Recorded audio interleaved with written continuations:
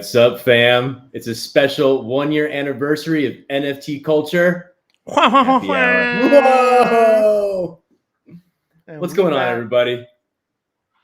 Not much, man. That's crazy. It's first off, it's super crazy that it's only been 1 year. Feels like it's been 10 years. I know. It's like that meme. The guy looks like, oh, it's only 1 year in crypto. He looks like super old.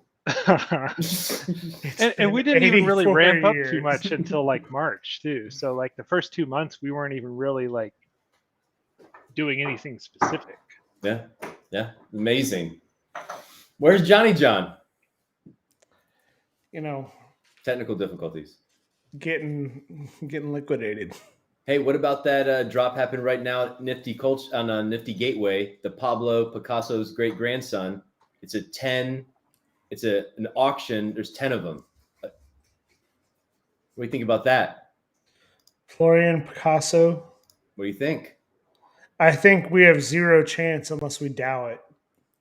Let's do it right now on stream. Create the DAO and buy it. Edition of 10. It's kind of cool art. Says yes.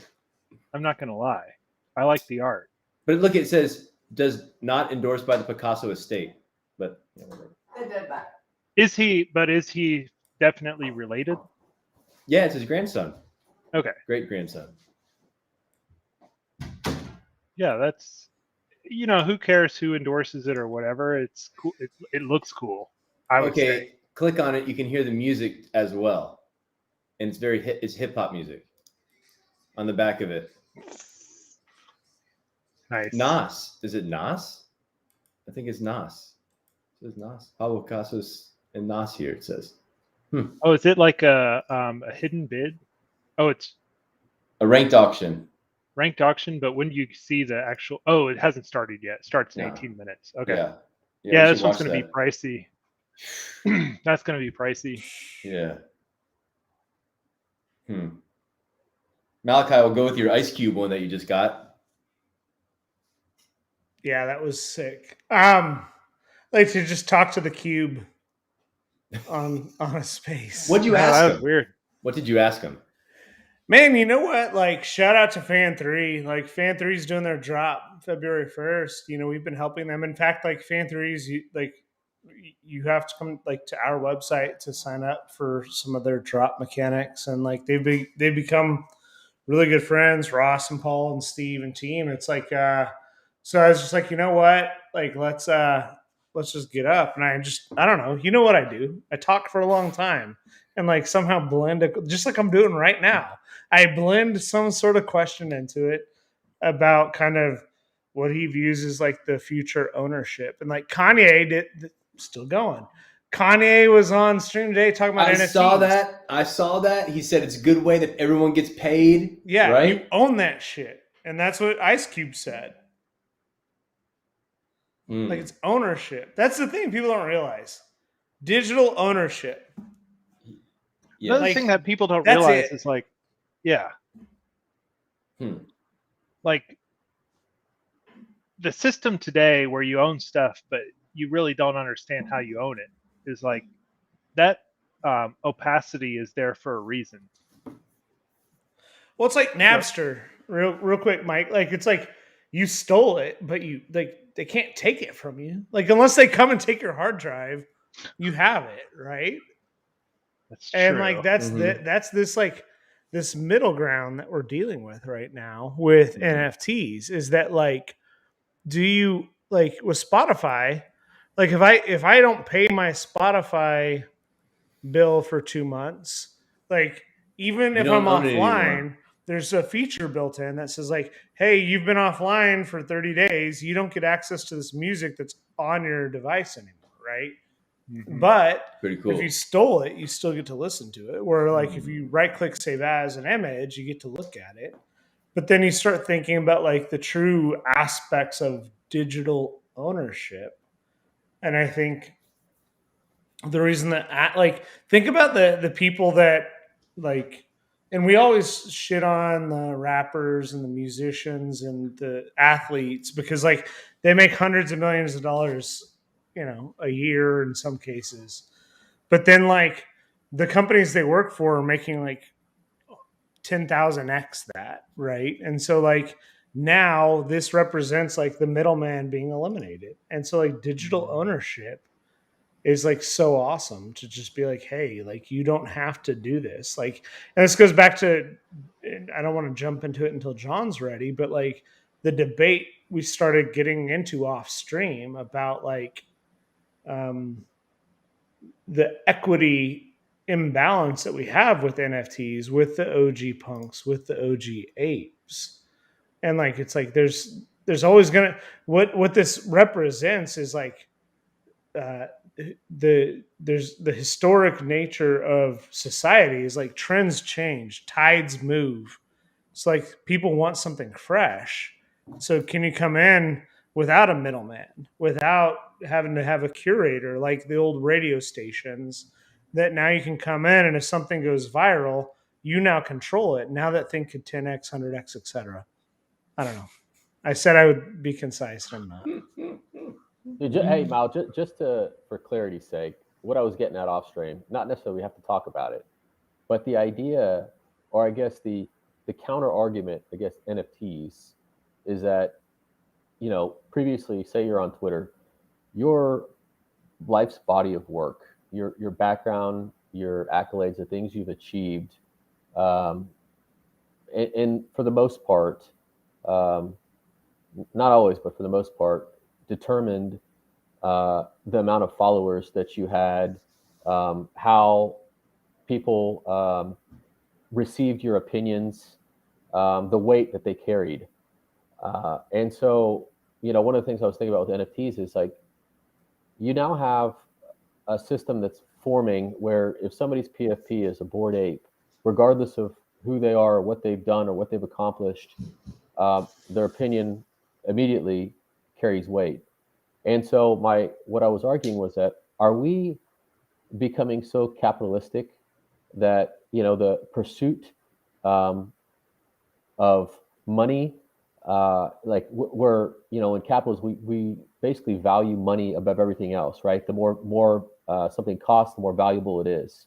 And so now it's almost like you can shortcut a lifetime of actually doing something or providing meaningful value to society. You can just go buy a Bored Ape and start posting, and all of a sudden your ideas carry more weight. And you essentially, it's just the money. It's become a who can pay the most to have their opinions valued the most. And that's kind of against what crypto and Ethereum specifically, to me, did. Ethereum leveled the playing field. Anybody can build regardless of their background or economic status, where they were born, their race, their gender. Anybody could build a project and be anonymous and succeed. And I feel like NFTs are the whole PFP movement anyway. I shouldn't say NFTs because that's not what NFTs are really about, but specifically the PFPs. The part that I have the most problem with is this whole PFP movement where somebody has a PFP and all of a sudden it's like, hey, this guy knows what he's talking about because he's got a CryptoPunk or he's got a Bored Ape. That's what I was getting at. And I don't want to be a downer on our 1 year, but No, I don't necessarily know if it's a good thing that JPEGs have been valued the way they have been. I think, like very briefly, and I think this nuance is important, like, because, like there's two sides of the coin, right? Like the first side is that, for me personally, is that like, yeah, like having an ape gives you access. Like there's two things. Like one is, did you get that ape early? Did you have that ape, or did you pay a lot of money? Did you buy that CryptoPunk early, or did you have a lot of money? Right? Those are two, like, they're synonymous right now, and that's right, wrong, or different. The funny thing is that, like, just to put in perspective, the all-time volume of projects, CryptoPunks have moved 809,000 Ethereum. Bored Ape Yacht Club is number 2 with 353,000 Ethereum. Like almost like CryptoPunks are almost 3 times as much volume traded in their lifetime. Like granted, a lot older, but like apes are catching up. And then you can also say like, yeah, apes have like there's a lot of things to think about. But then you also think about the opposite. Like, let's talk about Cool Cats. Let's talk about Azuki. Like, Azuki's moved 64,000, and it's about to be like a top 10 project. So, like, I think what's interesting right now is like it's less about, and it's not about Azuki. And I know Mike, like we can talk about Mechaverse if you want. Or I'm gonna do it because I'm in control. Mechaverse. I just have to. Yes, I he is. have, I'm not gonna pump those bags. He is But pumping what I bags. am gonna He's do, pumping bags, people. let's talk about doodles. Let's change it. Doodles. I don't own a doodle. Doodles number 14. They're right ahead of the red bean. Right? Doodles are right ahead. What happens is like this. I think this solves itself. I think we have a temporary supply crunch where the number of people with wealth, like a lot of people that are buying projects right now, there's a huge disparity. There's like the not late adopters, but the mid adopters, the people that didn't get in 2015, 16, 17, 18, that now love NFTs and they're not rich. And like there's attention that was bought. Beanie's a good example. Like the Ethereum rich people who manipulated markets because they had so much Ethereum, they made certain projects. That is wrong. That's not okay, right? But the other side of this is that there's a bunch of new entrants. And so like we have very few people that have been in crypto. We have very fewer people that are into NFTs. And so what to me this means is like these 10,000 projects eventually are going to broaden. And I think like we're in a temporary flaw in the system. I think apes and CryptoPunks and 3, 4, or 5 others are ultimately beneficiaries of that as celebrities. But I also think like long term, there will be this massive onboarding.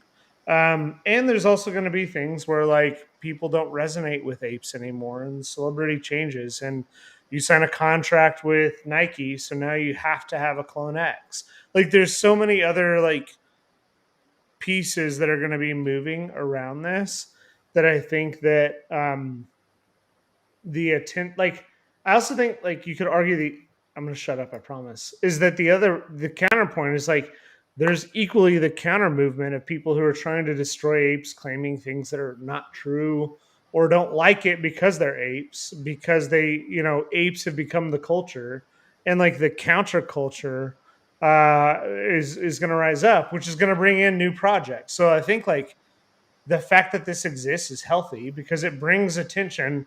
If you have a Board Ape Yacht Club, if you're Paris Hilton and Jimmy Kimmel and you're talking on the Tonight Show, it brings broader awareness. People can't access that. They're going to find something that resonates with them and they're going to go. I'm going to shut up.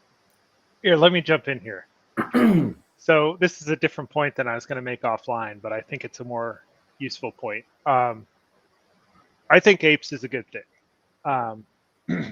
If you look at what apes is doing from a perspective of directing the flow of creation, then it's I think long term we're all going to look back and thank apes for what it motivated to happen. So like what are apes? It's just a silly, awesome, it's a really well done piece of art, but more importantly it created a community. It created a community where the people in the community feel special. And then, but even cooler than that, it created a mantra of, I'm going to run a project where the purpose of the project is to push value into the community, where the community owns the value. So this is something that we've talked about a million times here, and other people like Tom Bilyeu have talked about it, and probably everybody has talked about it, but there's a movement in this nifty space where we're going to build communities, but not only are we going to build communities, but we're going to change the system where you create intellectual property for the sake of enriching the owners of the intellectual property, to we're going to create intellectual property that enriches the people who invest into that intellectual property. And Bored Apes started that, and the reason why Bored Apes is valuable and continues to be the most valuable property is because it's committed fully to that direction, and it's the market leader in that direction. That's where all the value of apes comes from. The celebrity thing is just a funny little detour in the message of what really Bored Apes are doing to change the way people build technology projects. So, So I Mike, think go if ahead, you Mike. look at one last thing, if you look at who's successful and who's kind of waning, first mover advantage is huge in crypto space. So CryptoPunks was super successful as first mover, but they're kind of waning because Larva Labs is sticking to this philosophy. Although there's rumors that they might change it, but they're sticking to this philosophy of it's our project for the benefit of us. Mhm. The projects that are being really successful right now, like Bored Apes, it's community focused. The ones that are up and coming are the ones that are moving up quickest, and not to pump Azuki, but comparing Azuki to Clone X. Clone X is a corporate entity. What does legacy corporations do? We focus on our shareholders. We don't care about our stakeholders. We don't care about the people who use Nikes. We don't care about the people who make Nikes. We just care about whether we can generate as much profit as possible, which means you have to squeeze the blood out of all those stakeholders as best as possible. So I think Clone X, as cool as the art is, I think it's somewhat going to be an also ran in the history books.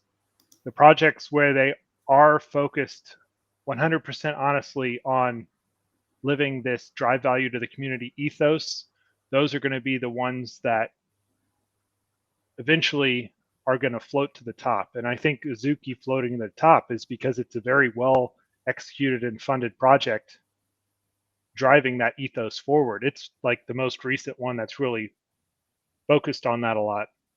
So I think there's been a model that's created. Bored Apes is the prototypical example. That's why it's so big. The people who follow the Bored Apes example the best might eventually pass Bored Apes, but anybody who follows that example are going to be the ones that are going to grow the fastest and are going to reap the benefits of having followed that example. And anybody who doesn't is just going to eventually fade off. John, Yeah. I know you want to just very briefly, I want to add to that very, very succinctly this time, is to say that if a 10,000 PFP project like Bored Apes is like the winner of this whole thing, the entire like DeFi crypto movement has failed. Like what we need is this massive expansion, and hopefully like the groundwork was laid with this digital ownership piece and rights and everything else, and then hopefully people can stand on the shoulders of giants and others and go on. Like that would be awesome. Yeah, I like I said, I tried to clear it up there. I'm not talking about NFTs in general. Really, my concern was the PFP movement and the value associated with them and the clout you achieve without doing anything other than spending a lot of money to get it. And so, regardless of whether it's a Bored Ape or a Punk or an XYZ, if you go out and buy this, on OpenSea, and you make it your Twitter profile, and it's everybody knows that wow, that PFP cost $1 million.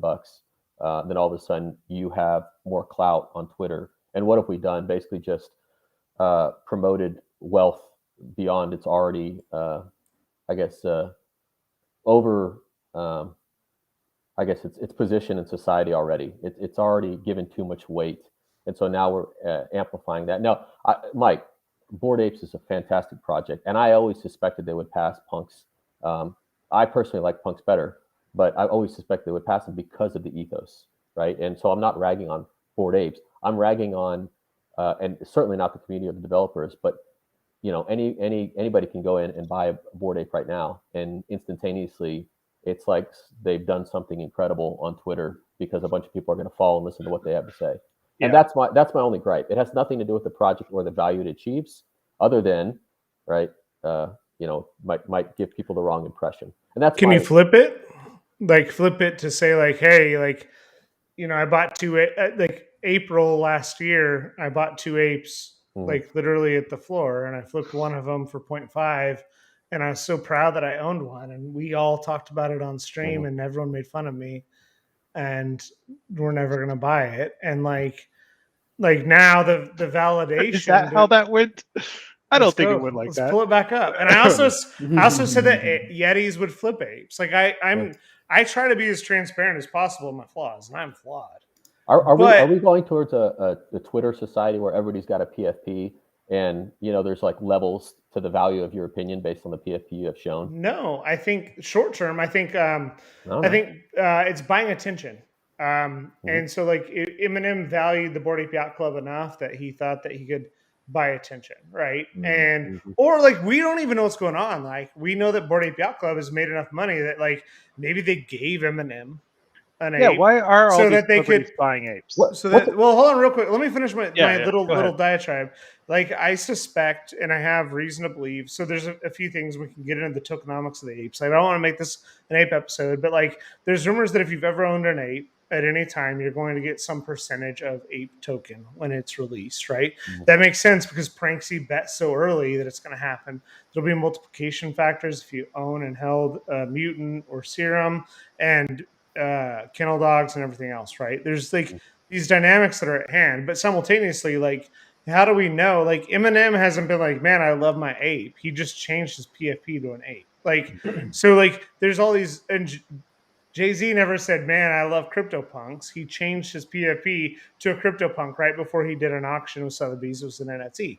So, it may not be, it may have been Christie's. And if I'm wrong, I apologize. But like, we don't know the other side of the dynamic that's going on right now. I agree with everything you're saying. That like ownership of this demands a lot of attention, but how much of that attention is real? How much of that attention is like the fact that if you're Liam Payne, and like shout out to Fan3, and I love you, Liam Payne. Thank you for turning into our spaces. But like when Liam Payne comes to a space that I'm in or hosting or communicating in, all of a sudden I have hundreds and hundreds, thousands of people that show up.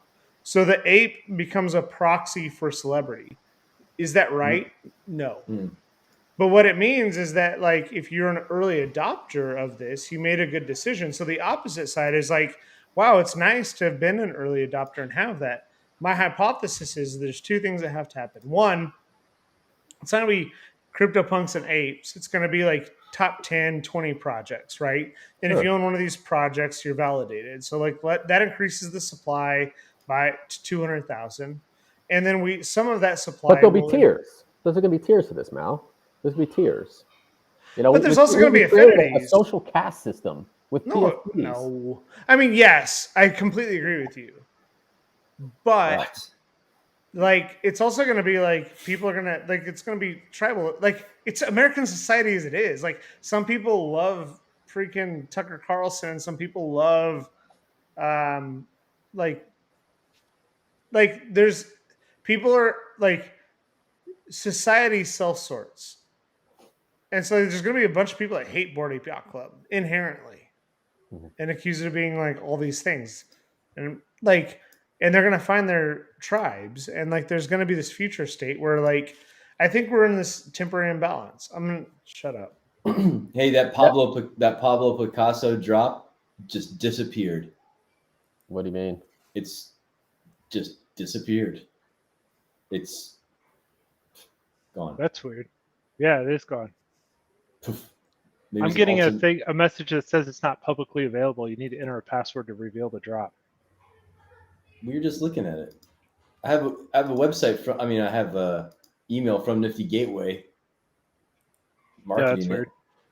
I don't see where you'd put a password, like a private link. Oh, it just says okay. So the URL now is Picasso delayed. They put the word delayed in the URL bar for whatever reason. I think they'd shut it off for some reason. Who knows why? See? That sucks. It was a cool piece of art. Yeah. Oh well. Maybe they had a legal issue with the music or something. Yeah, that's what I'm thinking.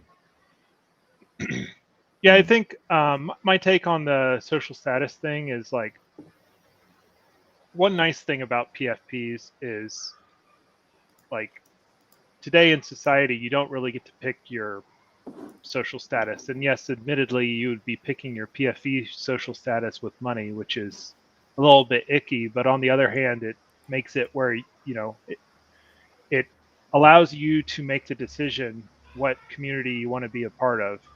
Or if you want to be a part of a bunch of communities, that's also totally okay.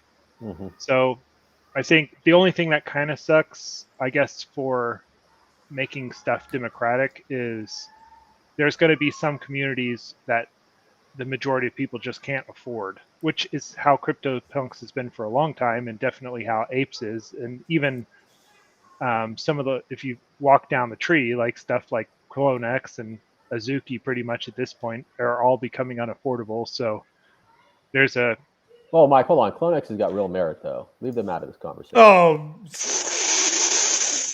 bro, Spin with the Mad Pups just bought. kidding. Spin with the Mad Pups just spent 40 ETH on Which one? the yeah. M2 serum oh, you got an M2 just man. now. Ooh. I'm trying to get him M2 on is- stream with us. Wow. Yeah, And sorry to get all what is it? What's the term on our anniversary here? Maybe we should talk about some alpha leaks. He's going to dinner. Mm. too bad. M2, great pickup. I was looking at that yesterday. I was like, man, 39.9 ETH. That's 100K. Man, would I really drop that on 40 ETH on a freaking M2? But who's he? What's he gonna drink it on? He might hold it. I don't know. Like, he's going to dinner. We're gonna do a weekend special. We'll talk to him this weekend. Wow. Yeah, I'm cool. gonna ask him what he's gonna use to mutate. Because I personally believe 6150 is the best ape to mutate with an M2 serum. And part of me is like, man, I want my ape to be able to breed other apes. So I need to find somebody who wants to get an M2 and doesn't know what ape to mutate. But then again, I would rather have the M2 myself.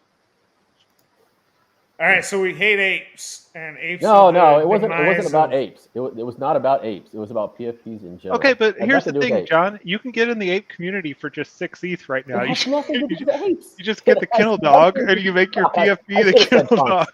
dog. I should have said punks, but you guys both own apes, so I said apes. I should have said punks. No, but- it okay. derailed the whole conversation. Remember way back, there was a project that was going to do like 20,000 or 40,000. Yeah. Well, I mean, what project was that?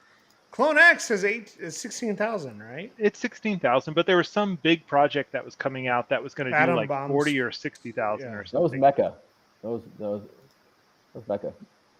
Wow, stupid. Let's talk. Actually, this is a good talking point. Like, let's talk about Mecha and Azuki. Okay. You want to just compare them? So, well, no, like comparison. the last night. So, as I'm part of the Red Bean DAO, we were talking about like Danny With just that. spent 20 ETH on a Mutant Yeti. Yeah. that's. NG What is a Mike. mutant yeti? Dude, that would be awesome. What if, like, what the Yeti should do is release a serum that makes them actually 3D models and release, like, a AAA game right at the same time? That'd be sick. But, like, briefly, like, what part of the problem in, like, hindsight we can do this is, like, when you bought an Azuki, you got a red bean, right? And everyone made fun of the red bean. And it's like, it's subversion, right? Like, you bought this thing, you thought the art was going to be great, and you got this bean. And with Mechaverse, you bought a Mechaverse, and like oftentimes the Mechaverse pre-reveal mech was like better than the mech that you got. So it's like you're looking at this like, oh man, this is a dope mech, and then you got like a shitty mech after it. But like Azuki, you got a red bean, so like you don't know what to expect. It's this red flipping bean. Yeah, that's a good. And then like you get whatever you get, you're like, oh, it's better than a bean. And like it's just like Steve Jobs did with the iPhone and the Mac. It's like when you open, like we all got laptops back in the day, and this will date us a little bit. It's like brown cardboard, pull it out, it's great. It's like, oh cool, here's my laptop. But like when you opened a device, like a Mac device back in the day, and even still to this day, it just feels good to open. John doesn't know any of this, but it just feels good to open, and then it's just sitting there, and it's beautiful and it's simple. And then you throw the device away, and you just have that fancy box, and you're like, man, this box engineering is amazing. Still worth more than a Mecha. Or That's true. or you pull out your, what is it, the white Kleenex? What is that you put out there? The white cloth. Oh yeah, Use that. Oh, the Apple Cloth. Dust your desk off. You had to make sure your device is compatible though. It has a compatibility list to it. Now, I think that's a great point, Malachi. Though, like the note to project owners, like you want to make sure that your pre-reveal artwork is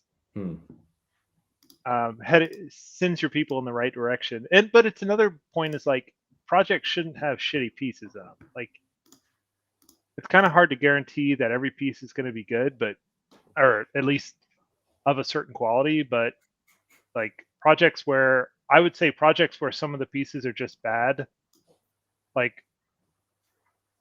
kind of suck. I'm trying to think of some good examples. There was a couple projects in there like back in the September, October time frame where they were really like the good pieces were good. Like take Bulls maybe. Bulls on the Block, that old one. Like I feel like there was a few that were good, but the floor pieces were generally really confusing and messed up. So I think making sure every one of the PFPs is at least a minimum standard is pretty important. Although it's kind of hard to do, but and certainly don't make your reveal worse than the thing that you were looking at prior to the reveal. So it's been a year. Mal, I know you. Sorry to cut you off, Mal, but I got to do this. I know you asked me not to talk to you about the Looks platform anymore, but I got to do it, man. Tell us what's up, bro. I'm still getting like 7,000%. Are you watching this thing, Mal? Are you watching this Looks token just shrug off the bear market and say, "Nah, I'm just going to go up"? I'm proud of everyone who didn't listen to me. And Mike and I disagree on this. I think that like we might disagree on this. I don't know. I've seen his responses in our Discord. We haven't talked about it. I believe that Sven bought his M2 serum on Looks. Oh, yeah, there you go. Yeah. There you go. And so here's the thing is that John is right. I think as long as they don't get indicted and have violated wash trading and everything else, like the proof of the platform, not financial advice. Like I have no future plans on converting ETH to web to like buy stuff or anything else. But I do think that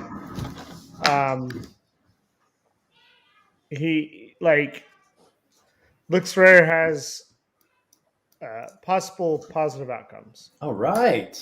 Turning the tide a little bit. Dude, we had somebody in our Discord the other day, and they were talking about, where I was kind of looking for, potential alpha or future things to participate in.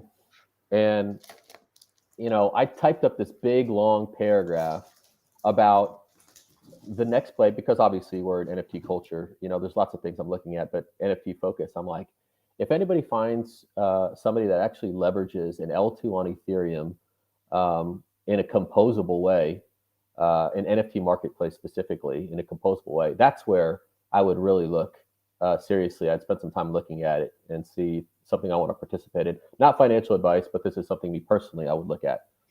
So I typed it up, and then I deleted it. And not 2 days later, there was a token on that soared in value. It was called Magic. And I don't know if you guys have been following this at all, but apparently there's something called Treasure DAO, and they basically built a marketplace on Arbitrum, which is a layer 2, and it's built in a composable manner. And so I'm literally watching this thing that I was saying that I would be paying close attention to, Moon, the very next day on Arbitrum. Anyway, I didn't know if this is on anybody else's radar. Is anybody watching this marketplace? You guys, have we put an article up about it? We probably have. Why don't you put an article up about it? Yeah. Bro, I don't know all the crypto WYSIWYG, Miner 5, 3, layer 17 stuff. Oh. I was thinking about this, something similar. So let me talk it through. Sure. The other day there was that Asuna mint, which I maybe hated on some, and maybe it wasn't warranted. Maybe like Asuna did refund everybody, so that's cool. But Asuna tried to mint, they had a contract problem or just a front end problem that ended up, 1,800 people minted and didn't get anything. So they did the right thing. They refunded the money plus gas. So they were probably out. And that probably ate into their profit margins. I'm not sure how their actual mint has gone since then, but I was thinking about it, and they decided to refund people on layer 1 on ETH, like for like, which is obviously the most customer servicey thing to do. But I was thinking, like, if you have a consistent exchange rate, and I know consistent exchange rate is an oxymoron for crypto, but if you got a relatively consistent, stable exchange rate between layer 1 and layer 2, like between ETH and Polygon, for instance, there's not a super strong reason why you wouldn't try to drive stuff through the layer 2 for all of these like high volume sort of transactions that people are doing. So like if you need to issue 2,000 refunds, it doesn't really matter if they're getting wrapped ETH on Polygon or they're getting ETH on layer 1. There's a couple extra operations that somebody has to do, but you take a large amount of load off the network. So if enough people had this philosophy of, if I'm going to do something, should I do it on layer 1 or should I do it on layer 2? Is there any real difference between doing it between those layers? Then I think it would go a long way to enhancing the capacity of the network. So thinking in terms of like marketplaces, a lot of the stuff you do on a marketplace, like the listing fees and the bidding and all that junk, it's all generating a lot of useless traffic on Ethereum. That's not really securing the actual assets. It's just securing the transactions. So maybe we should be more interested in collectively pushing stuff that moves us to layer 2 for less critical things. I'm not exactly sure how that would work. Like if it ends up resulting in a lot of extra gas fees for each individual person at the end of the day, then it might not be as valuable. But at a bulk scale, I think doing stuff on layer 2 where it makes sense is a really interesting thing that everybody should be interested in. Now, my point, let me jump back to looks. Looks like they burn. I'm just getting warmed up. They burn their bridge with me by doing stuff with an underhanded manner. Dude, you're an ape. You're an ape supporter. How do you think apes got value? Come on, man. I mean, a lot of that was grassroots. Hold on, John has a good point. Like, if the rumored distribution of ape is true, like the only reason it would be true is because they want to right size Coco Bear and Pranksy and everyone else, because like they're going to give everyone who ever owned an ape at any time some distribution, and like there might be a multiplication of apes owned. So like there's going to be this reverse looks thing that like. And like I get like rewarding previous owners, because had the token existed the whole time, like if you own Top Dog Beach Club, the first day you bought it, you got like snacks, right? And it's like now you've accumulated snacks over time. But like simultaneously, like the tokenomics breaks. Like once the VCs and there's once the profiteers come in, it breaks. Sorry, throw yourself up there, Mal, and hit the button. Yeah, oh, it's got to do it, right? Yeah. Think about like John. What's going to happen? Here's the thing: they're averaging 500 million, I guess USD of transactions per day, because that's what's profitable for wash trading. Mm-hmm. What's going to happen at 30 days when the payoff goes down? Well, to the next step, it's going to. John's point is it doesn't matter because enough people are like buying cool shit on there. Yep. But their daily, I mean, I was just looking at this chart of their active daily users. They've declined every day since launch. They're below. Well, they've declined because like they're not wash trading. Yeah, it's getting harder to wash trade because I think the returns aren't there anymore for you to do it. It's been consistent the whole time. 500. That's why the market has set the amount of wash trading at 500 million for profitability, and it remains 500 million exactly almost every single day, day in and day out. Yeah. So I don't know. I guess that would be the other way around. I would expect less participants. I know there's like at first there's very few people wash trading, then everybody sees, oh, you make money, and then they all jump on and try to wash trade, and then they realize, oh shit, now it's not enough to clear, and so now it drops off, and they find this steady state. But my thesis is always people will trade where they're paid to trade as long as they trust the platform, and that's it. Yeah. And so the question is, could Looks get enough trust to break OpenSea's moat of trust? That's the only moat they had, And so that still hasn't been determined. But what I will say is, in the meantime, while the fees are high, you could have made back your initial investment just in wash trading rewards alone. So it was kind of like a free roll of the dice and see what the market did. So, yeah. I mean, did you still have yours, Matt? Mike, what did you do with your looks rare? No, he dumped them. He dumped them. I dumped mine whenever the wash trading stuff. I'm going to take moral stances. You guys know me. I always do. I always take moral. I would be much more wealthy if I didn't take these stupid moral stances that I'm always taking. But in this case, like the wash trading to me is kind of like it's bootstrapping something with shady behavior, which, yeah, maybe it's good at the end of the day, but I just feel like you should try to be, I don't know, upfront with your approaches, and if they're good approaches, then they'll win out in the end. That being said, let me just throw one last thing out there. I understand maybe they're going to have a bump now. I understand people's frustration with OpenSea, and I'm not trying to dismiss. I personally think OpenSea has a lot of good aspects, and they have a team that's really trying to do good. They do make missteps. The misstep with the cancellations was a pretty bad misstep. I'm confident that they will make it up to those people.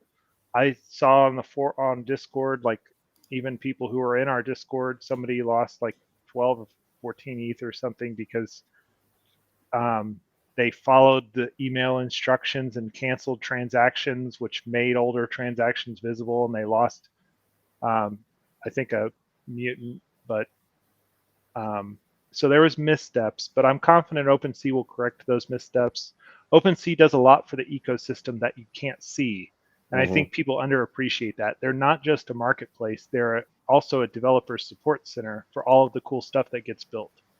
So we shouldn't be so happy to throw them out. I think if somebody comes along with something that's legitimately as good as OpenSea and decentralized, then we should definitely give it a second look. If somebody comes out with a layer 2 option, we should give it a second look. But is Looks ever going to provide all of the ecosystem support that OpenSea provides, or are they just going to try to bootstrap by doing gimmicky things? Who knows? I mean, if they're just going to focus on gimmicks, then I'm not interested. I'm not going to support them. Yeah, we just don't know what their long-term intentions are. You really won't ever know because they're anonymous. And really, you really never know anybody's long-term intentions, to be honest. Yeah, you don't. I mean, you just know what people have done. You know what people have done. Yeah, I'm a huge OpenSea supporter. I love the platform. A lot of people cry about it, but I love it. I think the platform's great. But again, like I said, it's tough when your only moat is trust. But trust is a big moat. It's a very, very big moat to cross. So, bit of a free roll there for me on Looks. I will say competition is always good. Yeah. If Looks existing causes OpenSea to continue to improve, that's good for everybody. So I'm always a fan of competition. Real quick, because we're on just want to circle back to this. Magic and Treasure DAO and what they're doing with their marketplace on Arbitrum. I thought it was really cool. I haven't researched it in depth. But keep in mind, I didn't know it existed until just recently because the Magic token itself mooned. And I looked at it, I said, what are these people doing? Yeah, you're right. I do need a haircut, it's for sure.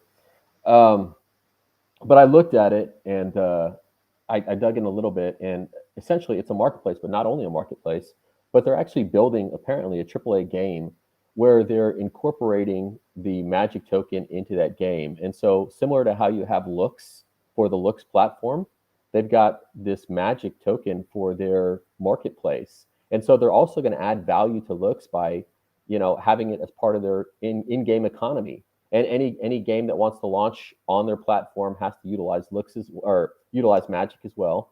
And so you think about it, there's multiple things that are adding value to Magic. And the fact that it's already on Arbitrum, a layer 2 solution, I mean, these guys are, at least in my mind, I remember I bought a project probably 4 months ago, Marauders, Meta Marauders. And it was the very first, I think, PFP to launch on Arbitrum. And I bought it just because it was on Arbitrum. And of course, it fizzled out and moved back to mainnet. But there have been other projects that have launched on this Treasure DAO platform that have done really, really well. So I'm thinking maybe it's worth some time looking at as a real OpenSea competitor because they have real value in the token, in their marketplace. And, it's marketplace is getting built out. So anyway, I thought it was something for our viewers to take a look at. Let's do a deep dive because, like, I want to learn more about Arbitrum and Magic and Yeah. Wizards and all this stuff. Yeah. I do want to say shout out to Awesome Stevo. Yeah, I saw that. I didn't see his friggin' name. I should have known it was that heckler. The heckler. Yeah.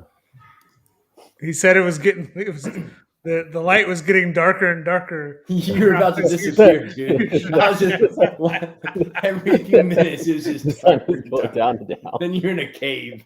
Yes, it's been a year, fellas. Yeah. Cheers It's to been that, crazy. man. Great jobs, everyone. Yeah. I It's gonna can't be a wait. crazy another year. The people we're bringing on in the near future to help us scale and grow, the code that we're going to be doing, the rewards for the token holders, the events we're throwing, the alpha we're going to drop and then not going to make it, so we're going to experience. Yeah. Guys, we Another year of got fun. alpha leak here. Aku, they're going to be minting chapter 9 on the 30th. So if you're not part of that family yet, that community yet, you know me, I'm super skeptical on all NFTs. I question their validity and their purpose in society, but this one is actually one worth getting involved in. And I do own them, so people will accuse me of shilling. But once you actually dig into the project and see what it's about, you'll understand why I own it.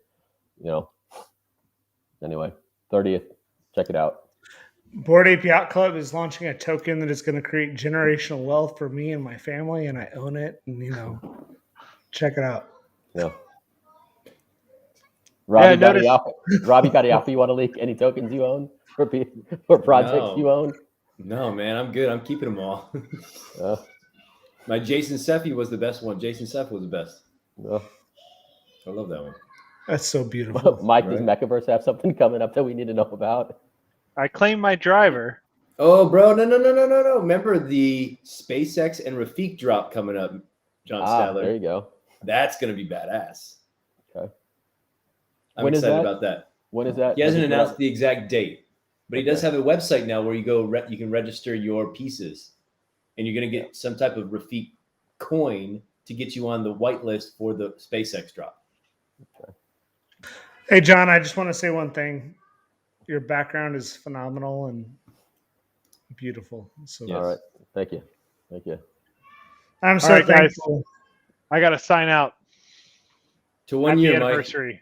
Cheers, bro. See you, Mike. Thanks to all our listeners. It's been so much fun. Let's go. Take me on. I have to click. Oh. Take me home tonight. That reminds me of the time that Mike and I were streaming, and I just logged off and let the stream run. So Mike was just sitting there. That was awesome. You guys did that to me the other day when I was doing. Remember? Is that video still up? Oh, There you Malik, go. I left too. He's got. 1, 2, 3. I guess that's a wrap, everybody. That's to 1 year. NFT culture. And if you want me to sit here and